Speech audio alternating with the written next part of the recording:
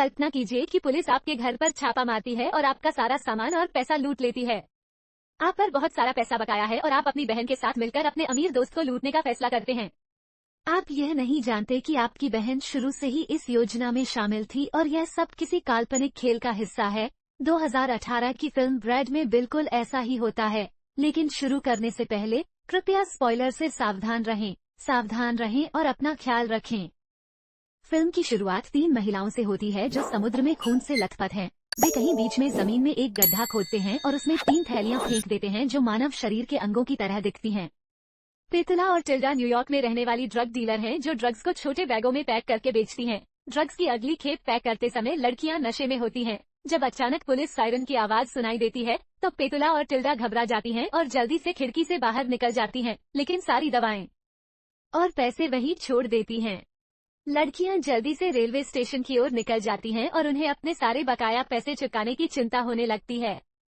Train में पेतुला bathroom जाती है, लेकिन ट्रेन में मौजूद इंस्पेक्टर उसे संदेह भरी नजरों से देखता है और उसका पीछा करता है। उसे ड्रग डीलर कोको का फोन आता है और वह उसे पुलिस की छापेमारी के बारे में बताती है तथा बताती है कि वे कितने भाग्यशाली थे कि बच निकले। बाथरूम के दरवाजे पर दस्तक होती है और इंस्पेक्टर उससे ट्रेन टिकट मांगता है और कहता है कि वो बहुत परिचित लग रही है। उसके पास रेल टिकट के लिए पैसे नहीं थे, इसलिए इंस्पेक्टर ने उससे 20 मिनट तक रुकने की अनुमति दे दी। एक बार जब उनका काम खत्म हो जाता है तो वो वापस गाड़ी में टिल्डा के साथ आ जाती है।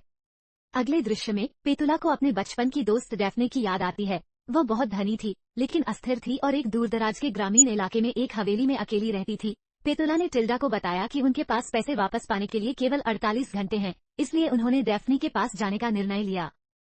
क्योंकि उसे याद आया कि उसके पास नकदी से भरी एक तिजोरी थी। वहां जाते समय पेतुला उससे कहती है कि उन्हें अपने कपड़े बदलते समय खेल खेलना चाहिए। डैफ्ने जो भी कहती है उन्हें करना ही होगा, चाहे कुछ भी हो उन्हें उसकी बात माननी ही होगी। इसके बाद ये दृश्य उनके बचपन के दिनों में वापस आ जाता है, जहां लड़कियां डैफ्ने के दबंग व्यवहार पर बहस करती हुई दिखाई देती हैं। इसके बाद लड़कियां हवेली में पहुंचती हैं और टिल्डा को स्कूल यूनिफॉर्म पहने हुए देखा जाता है। जब डैफ्ने दरवाजा खोलती है तो वो उसका स्वागत करते हुए कहती है, हाय माँ, क्या आप ठीक हैं? डैफ्ने आश्चर्यचकित हो जाती है और तुरंत अपने किरदार में ढल जाती है। इस खेल के 3 नियम हैं। नियम नंबर 1, सभी को खेलना चाहिए। नियम नंबर 2, किसी बाहरी व्यक्ति को अंदर आने की अनुमति नहीं है। और नियम नंबर 3, किसी को भी बाहर जाने की अनुमति नहीं है। हमने देखा कि पेतुला बाहर पुरुषों की पोशाक पहने हुए है, अपने फोन को लेटर बॉक्स में छिपा रही है और एक मेडिकल बैग का प्रबंध कर रही है। वह दरवाजे की घंटी बजाती है और डॉक्टर की भूमिका निभाती है। टिल्डा दरवाजा खोलती है और फुसफुसाकर कहती है, मेरी मदद करो। फिर वो अपनी माँ को चिल्लाकर कहती है कि डॉक्टर आ गए हैं। पेतुला टिल्डा की जांच करती है और अपने उपकरणों का उपयोग करती है, जिसकी उसे उम्मीद नहीं थी। पेतुला के घुटने पर दिल की चोट लगती है और वह चीखती है, जबकि उसके घुटने से खून बहने लगता है। हमें पता चलता है कि डैफ्ने का विकृत दिमाग बिल्कुल इसी तरह से खेलना पसंद करता है। हम डैफ्ने को डाइनिंग टेबल पर खाना परोसते हुए देखते हैं। टिल्डा को दुर्व्यवहार के कारण कुर्सी से बांध दिया गया है। जब डैफ्ने बाहर जाती है तो टिल्डा नमक मांगती है। पेतुला उठती है और उसे किताब देते समय टिल्डा उसे कहती है कि उनके पास ज्यादा समय नहीं बचा है, उन्हें तिजोरी से नकदी निकालने की जरूरत है। डैफ्ने वापस लौटती है। जब वो उन्हें बात करते देखती है तो उससे संदेह होता है। वो उन्हें डॉक्टरों के पास ले जाती है और अलग कमरे में रखती है। दोनों लड़कियां घबरा जाती हैं जब पेतुला देखती है कि दरवाजे का हैंडल धीरे धीरे घूम रहा है और टिल्डा देखती है कि लाइटें टिमटिमाने लगी हैं।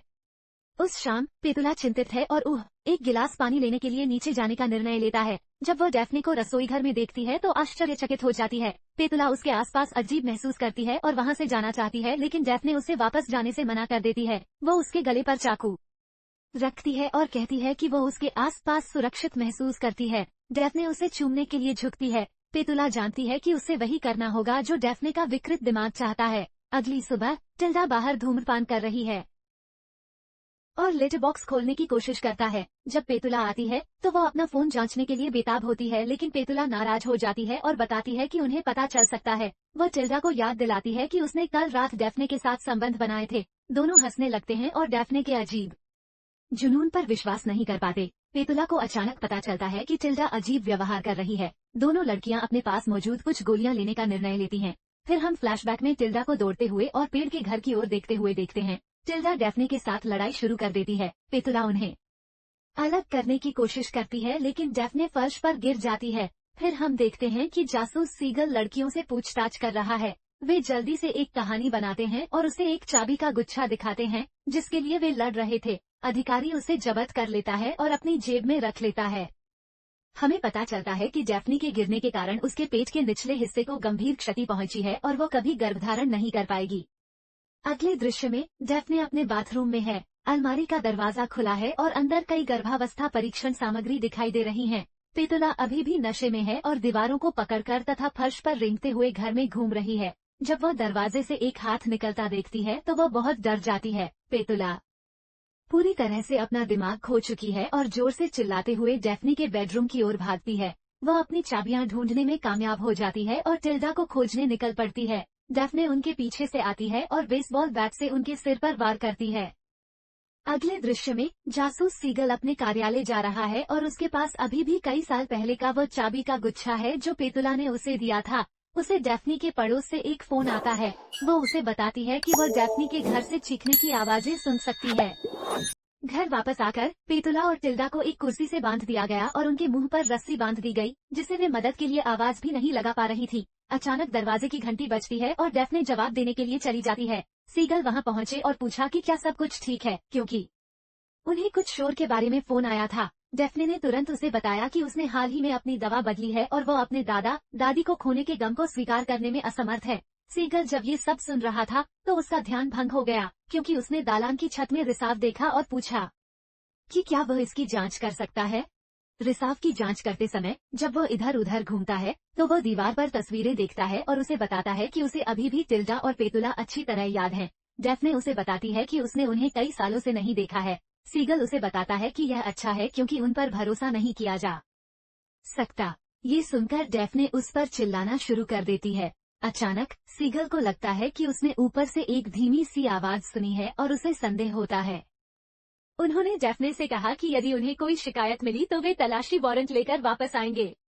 वो टिल्डा से कहती है कि वह जाकर अपने हाथ धो ले और पेतुला को बताती है कि वह जानती है कि वे लोग वास्तव में यहाँ क्यों हैं। डैफ्ने उसके साथ खेलने के लिए तड़प रही है और वह उसे एक पहेली बताती है। डैफ्ने उसे बताती है कि यह तिजोरी का सुराग है और यदि वह उससे पहले खेल खत्म कर लेती है तो वो जाने के लिए स्वतंत्र है। पेतुला सचमुच भ्रमित और डरी हुई है और टिल्डा को पुकारती है। वो खेल खेलने के लिए सुराग ढूंढने निकलती है। उसे परिणामों की चिंता होती है। उसे पहला सुराग 07 बगीचे में नृत्य करती हुई मूर्ति के नीचे मिलता है। फिर वो हॉल में जाती है। दीवार पर दरारें हैं जो उसे दर्पण तक ले जाती हैं। वो पर्दा खींचती है और वहाँ पर शटर टाइम स्पेल 24 शब्द लिखे होते हैं। इसके बाद वो दीवार से कैलेंडर हटाने के लिए बाहर जाती है जहाँ उसे सफलतापूर्वक तिजोरी मिल जाती है। कोड 0724 का प्रयोग करते हुए वो तिजोरी खोलती है और उसके अंदर सारा नकद पैसा देखकर खुश हो जाती है। वो पैसे लेती है और टिल्डा को ढूंढने के लिए दौड़ती है। अगले दृश्य में लड़कियों को घर से निकलते हुए दिखाया गया है। वे सड़क तक इस उम्मीद में पहुंचते हैं कि कोई उन्हें सहारा दे देगा। लड़कियां इस बात से निराश हो जाती हैं कि कोई भी उनकी मदद के लिए नहीं रुकता। लड़कियां बहस करना शुरू कर देती हैं। तभी अचानक डैफ्ने सीधे पेतुला से टकरा जाती है। फिर हम पेतुला को देखते हैं जो अंततः जाग जाती है और एक कुर्सी से बंधी हुई है, हिलने में असमर्थ है। इसके बाद डैफ्ने उसे टिल्डा के कमरे में ले जाती है जहां उसे एक पिंजरे में बंद कर दिया जाता है। पेतुला रोते हुए डैफ्ने से कहती है कि उसने खेल जीत लिया है और वह मुक्त हो जाओ। डैफ्ने बताती है कि खेल अभी खत्म नहीं हुआ है और वह उसके जाने के लिए सहमत है, लेकिन टिल्डा के लिए नहीं। डैफ्ने ने पेतुला को कसकर पकड़ लिया और अपनी शेविंग ब्लेड से उसके चेहरे पर स्थायी मुस्कान ला दी, जबकि टिल्डा देखती रही। इस बीच लड़कियों के भाग जाने की खबर सार्वजनिक हो जाती है। डैफ्ने को ये खबर पता चलती है और वो लड़कियों से कहती है कि वे यहाँ से चली जाएं। वो मुस्कुराती है और उनसे कहती है कि उनके चेहरे ऐसे हैं कि पुलिस उन्हें पहचान भी नहीं पाएगी। इसके बाद डैफ्ने उन्हें अपने होने वाले बच्चे के लिए घर की अपनी योजनाओं के बारे में बताती है। लड़कियां उस पर चिल्लाती हैं कि वह पागल है और उसे सचमुच मदद की जरूरत है। वे उसे बताते हैं कि वह बच्चे भी पैदा नहीं कर सकती, लेकिन डैफ्ने को यकीन है कि वह गर्भवती है और बच्चा पेतुलास का है। तब पेतुला ने तुरंत एक योजना सोची। वो अपने किरदार में वापस आ जाती है और डैफ्ने से कहती है कि बच्चे को बाहर निकालने के लिए उसे ऑपरेशन करना होगा। जब वे सर्जरी की तैयारी कर रहे होते हैं तो सीगल घर पर आ जाता है। जब लड़कियां सर्जरी करने वाली होती हैं तो वो चारों ओर देखता है। उन्हें आश्चर्य होता है जब सीगल वापस आता है और उनके पास आता है। अचानक डैफ्ने ने सीगल को पीछे से चाकू मार दिया। पेतुला और टिल्डा डैफ्ने की मदद करते हैं और उसके शरीर को छोटे छोटे टुकड़ों में काट देते हैं। उन्हें पकड़े जाने का डर था और उन्हें लगा कि यही एकमात्र रास्ता है। इसके बाद लड़कियां एक गड्ढा खोदती हैं, जहां वे जासूस को दफना देती हैं। इसके बाद वे उसकी कार को पास की एक झील में धकेल देते हैं ताकि उसके वहां होने का कोई सबूत न रहे। कुछ महीनों बाद लड़कियां अभी भी अपने किरदार में हैं और डैफ्ने के साथ हवेली में छुपकर खेल रही हैं। एक दिन जब डैफ्ने और पेतुला टहलने के लिए जाते हैं, तो पेतुला लेटर बॉक्स के पास जाती है और वो चाबी ढूंढ लेती है जो उसने सीगल को दी थी।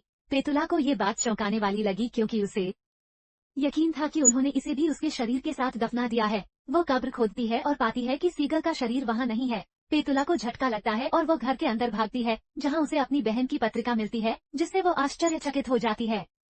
वो ये पढ़कर दंग रह गई कि उसके साथ जो कुछ भी हुआ, यहाँ तक कि उसके घर पर छापेमारी के बाद पुलिस से भागना भी, सब कुछ वहाँ मौजूद है। पत्रिका से पता चलता है कि वो कभी भागती नहीं है और टिल्डा हर चीज में शामिल रहती है। उसके साथ जो भी हुआ वो सब खेल का हिस्सा रहा है। जब वो पढ़ना जारी रखती है, तो डैफ्ने उसके पीछे आती है और खुश होती है कि पेतुला को अंततः सच्चाई पता चल गई है। पेतुला व्याकुल हो जाती है और अपने हाथ पर कई जलने के निशान पाती है। हर बार जब उसने जाने की कोशिश की, तो उसे एक एक करके ये सजा मिली। पेतुला का फोन बजता है। उसे ये देखकर आश्चर्य होता है कि यह कोको ही है जो अपने पैसे मांग रहा है। उसे एहसास होता है कि वह कोई वास्तविक व्यक्ति नहीं है और यह एक साजिश थी ताकि वह खेल में डैफ्ने के महल में ही रहे। उसे एहसास हुआ कि वह लगातार नशे में थी और उसका दिमाग खराब था। उसे यह एहसास नहीं था कि उसके साथ क्या हो रहा है और वो टिल्डा से उसे जाने देने की विनती करती है। डैफ्ने का दिमाग विक्षिप्त है। गिरने के बाद वो कभी भी पहले जैसी नहीं रही। बच्चा पैदा करने की उसकी बेचैनी और उसके द्वारा झेली गई मानसिक पीड़ा का मतलब है कि वह कभी भी स्वस्थ नहीं हो पाएगी। तीनों लड़कियां आत्महत्या करने के लिए सहमत हो गईं। आखिरी दृश्य में हवेली के दरवाजे पर एक झुर्रीदार हाथ दस्तक देता है। ये पता चलता है कि आत्महत्या की संधि योजना का एक हिस्सा मात्र थी और तीनों लड़कियां हमेशा के लिए फंस गई हैं और खेल पुनः शुरू हो जाता है। फिल्म यही खत्म हो जाती है। यदि आप लोग वीडियो में इतनी दूर तक आ गए हैं तो आप लोग बहुत बढ़िया हैं। यदि आप ऐसी और अधिक मूवी रिकैप देखना चाहते हैं तो हमारे मूवी परिवार का हिस्सा बनने के लिए सदस्यता बटन दबाएं।